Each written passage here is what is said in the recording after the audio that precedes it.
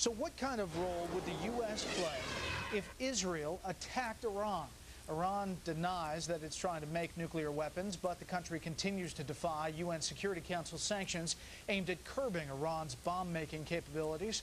One of Israel's highest-ranking intelligence members, a former member, now says Israel must strike Iran. Aaron Klein spoke to the intelligence officer this week and joins us live from Jerusalem. Hi, Aaron. Hi. Who this person is? Indeed, I spoke earlier this week with Mayor Amit.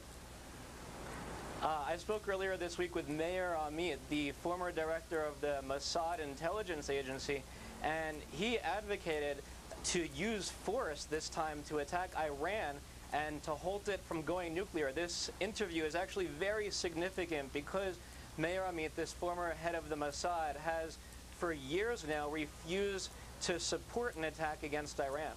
Now, you know, we've seen stories pop up quoting various officials saying that Israel is considering such an attack, and even that Israel was practicing, doing some practice runs on a possible attack on Iran.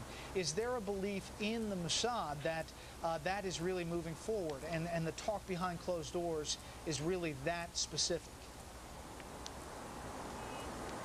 That I wouldn't know. If Israel has specific plans to attack Iran, then they would never give me that information. I can tell you, though, that this is not Iraq in 1981 when Iraq had one nuclear reactor and Israel could fly in a surprise operation and attack that one reactor. This is not Syria in 2007 where just September 2007, Israel flew a few kilometers into Syria, a surprise attack, attacked one Syrian nuclear reactor. This time we're talking about several important reactors in Iran. Some of them are underground, some of them are under civilian homes, but Israel continues to maintain that it does have the military capability to attack Iran. Yeah, I mean, I wasn't looking for the specific blueprint of what they're talking about behind closed doors, but, you know, there's been a lot of talk about a possible attack. One last question for you.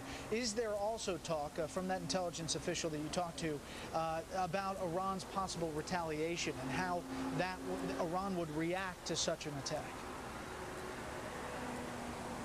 Indeed, certainly Israel, and I'm sure the United States as well, is expecting Iranian retaliation if there's an attack. Of course, Iran has the ability to escalate the insurgency against American troops in Iraq and could even close the Straits of Hormuz, which is a very important trading and cargo zone. And then Iran is in a military alliance with Syria, which has many missiles that are aimed into Israel. And of course, Iran can use other proxies like the Hezbollah terrorist group in Lebanon, like the Hamas and Fatah Palestinian terror gangs in Gaza and the West Bank.